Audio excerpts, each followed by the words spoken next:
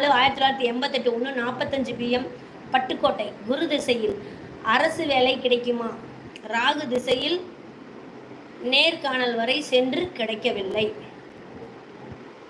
நேர்காணல் வரைக்கும் போனீங்களா? அப்போ குரு திசையிலாவது நான் ட்ரை பண்ணுவேனா, அதாவது ஜாப் கன்ஃபார்ம் ஆகுமா அப்படின்னு கேட்குறீங்க. குரு திசையில் அரசு வேலை கிடைக்குமா? ராகு திசையில் நேர்காணல் வரை சென்றுடும்.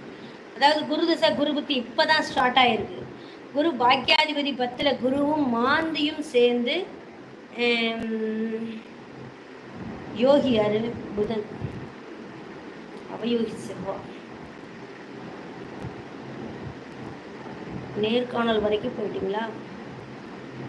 சூரியனோட சனி சேர்ந்துட்டார். சனி இப்போ கோட்சாரத்துல சூரியன் மேல சனி போறாரு.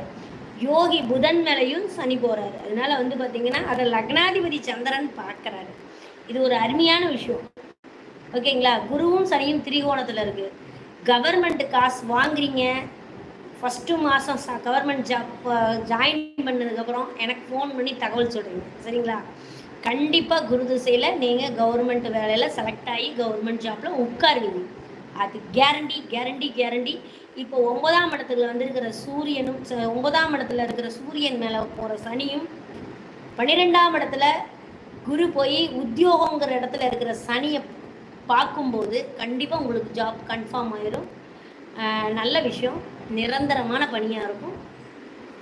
வாழ்த்துக்கள்.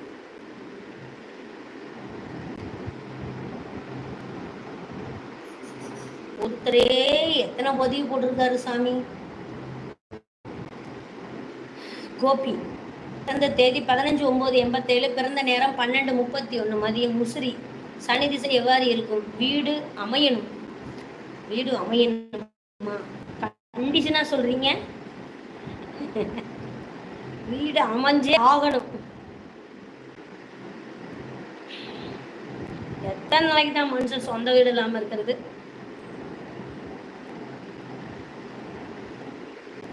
தெரியாம சொல்லியிருக்காங்க. வீட்டை கட்டிப்பார், கல்யாணம் பண்ணிப்பார்.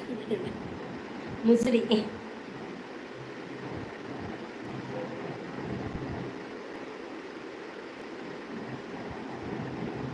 வீடு கட்டி மனுஷன் சந்தோஷமா வாழணும்னு நினைக்கிறதுக்குள்ள உயிர் முக்காவாசி போயிரும் போல. திருச்சி.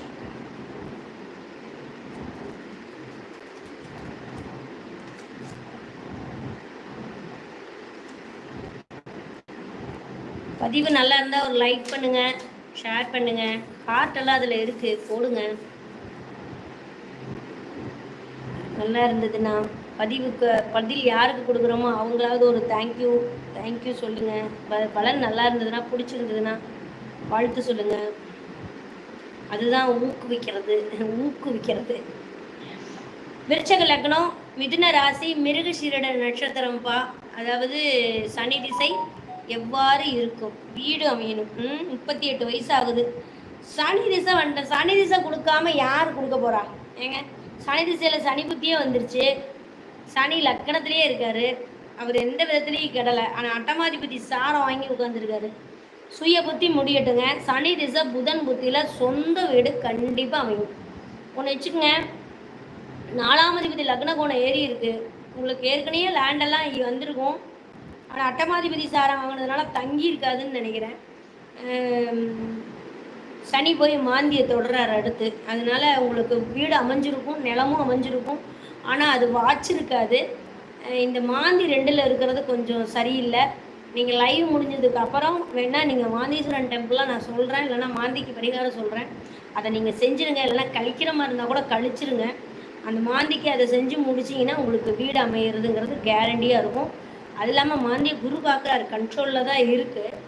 10ல் சூரியன் செவ்வாய் சூப்பர். லக்னத்தில் சனி நல்ல ஹார்டாக இருக்கிறது தான், ஒன்றும் பயப்பட தேவையில்லை. சனி திசை சூப்பராக இருக்குங்க. சுக்கிரன் அஸ்தங்கம், செவ்வாய் அஸ்தங்கம், 2 கிரகம் அஸ்தங்கம் ஆகி போச்சுல்ல.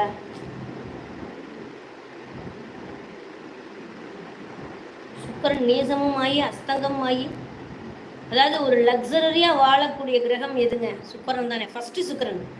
அப்போ அவர் போய் அஸ்தங்கம் ஆகி நீசமும் ஆகி திதிசூன்யமும் ஆகும்போது கொஞ்சம் நிறைய இடத்துல பாதிக்கப்படுது, வேற ஒன்றும் இல்லை. செவ்வாயை லக்னாதிபதியா அஸ்தங்கம். ஒரு பவளம் ஒன்று ஆட் பண்ணிக்கங்க, அப்போ தான் பூமிக்காரகன். பவளம் ஒன்று ஆட் பண்ணிக்கங்க. நல்ல ஒரிஜினல் சாதி பவளம், சைனா பவளம்லாம் கிடச்சிதுன்னா வாங்கி வலது கை மோதிர விரல்ல ஒரு பவளம் போட்டுங்க. இல்லைன்னா விக்ஸாக்ஷன் 500 மாத்திர மாதிரி இருக்கும் ஒரு பவளம், ஒரு 5 கேரட்டில் அல்லது 10 கேரட்டில் வாங்கி வீட்டில் பூஜை ரூமில் வைங்க. வச்சிங்கனாலே உங்களுக்கு வந்து வீடு அமைஞ்சிரும்.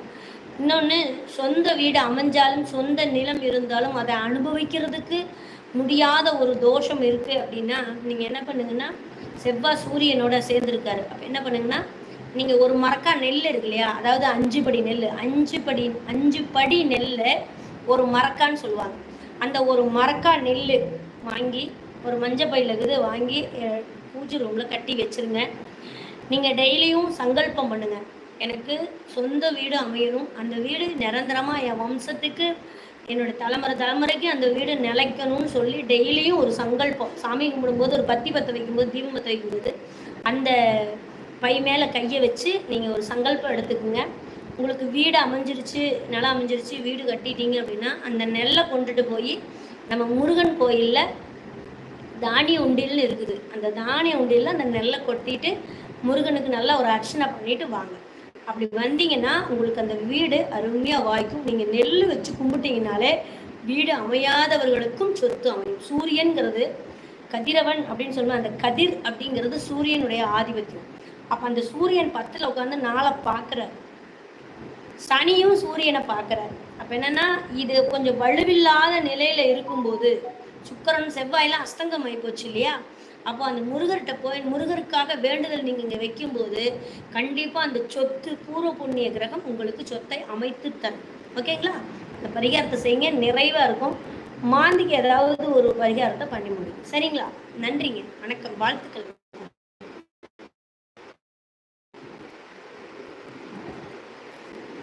சிம்ம லக்னத்துக்கு 7ல் கோச்சாரராக இருப்பது பற்றி சொல்லவும். ஆன்மீகமா பேர் இல்லையாங்க உங்களுக்கு? சிம்ம லக்னத்திற்கு 7ல் கோச்சார ராகு இருப்பது பற்றி சொல்லவும். என்னத்தை சொல்ல, 7ல் இருக்கிற ராகு திருமணம் ஆகாதவர்களுக்கு திருமணம் நடக்கும், திருமணம் ஆகாதவர்களுக்கு திருமணம் நடக்கும், திருமணம் சரியில்லாதவர்களுக்கு டிவோர்ஸ் நடக்கும், அல்லது நியாயமாக நேர்மையான முறையில் எதுவுமே எங்களுக்கு அமையல அப்படிங்கிறவங்களுக்கு கண்டிப்பாக அந்நிய ஜாதியிலையாவது அந்நிய மக்கள்னால நல்ல பலாபலன் கிடைக்கும். 7ஆம் இடமே 11ஆம் இடமா இருக்கிறதுனால நீங்கள் ஒரு விஷயத்தை சிம்ம லக்னத்தை பொறுத்த வரைக்கும் 3, 7, 11 ராகுவுடைய நட்சத்திரமே இருக்குது. உங்களுடைய ஆசைகள் எல்லாம் நியாயமானதாக இருந்தால் கண்டிப்பாக நிறைவேறும். ஏன் நியாயமானது அப்படிங்கிறதுக்கும் ராகுக்கு என்னங்க சம்பந்தம்? நியாயத்துக்கும் ராகுக்கு என்ன சம்பந்தம்னா, குரு பார்க்குறார் 9ஆம் பார்வையை. இப்போ மிதுனத்துக்கு போன குரு ராகுவை பார்ப்பார் 9ஆம் பார்வை, பாக்கிய பார்வையை பார்க்குறார். அப்போது ஒரு சிம்ம லக்னம் சிம்ம ராசிக்காரங்களுக்கு என்னவெல்லாம் கிடைக்கலன்னு சொல்லி ஏங்குறாங்களோ, ஒரு பொதுஜன தொடர்புலையோ, ஒரு தொழிலையோ, ஒரு திருமண விஷயங்கள்லையோ ஒரு விஷயம் கிடைக்கல அப்படின்னு சொல்லி எதுக்காக ஏங்குறாங்களோ அந்த விஷயத்தை பூரா இந்த ராகு நிறைவேற்றி தருவார். ஆனால் அது நியாயமாக இருக்கணும். இல்லைன்னா காற்று ராசியில் இருக்கிற ராகு நினைத்ததை நினைத்த உடனே கொடுக்கும், பின்னாடியே பிரச்சனையும் சேர்த்தி தருவார். ஓகேங்களா? நியாயமாக இருக்கும்போது குரு காப்பாற்றுவார். சரிங்களா? ஏன்னா 7ல் இருக்கிற ராகம் மட்டும் நீங்கள் வச்சு பார்க்க முடியாது. 8ல் சனி வேற உட்காந்துருக்காருல்ல, கட்டமைச்சு ஒன்று உட்காந்துருக்குது இல்லை, அதனால் அதற்கும் நம்ம கொஞ்சம் மதிப்பு கொடுக்கணும். அதனால் நியாயமான விஷயமா இருந்ததுன்னா கண்டிப்பாக எந்த வருடமும் நடக்காத ஒரு விஷயம் கூட நல்ல விஷயங்கள் இந்த வருடம் சிம்மராசிக்கு நடக்கிறதுக்கு வாய்ப்பு. ஓகேங்களா? நன்றிங்க.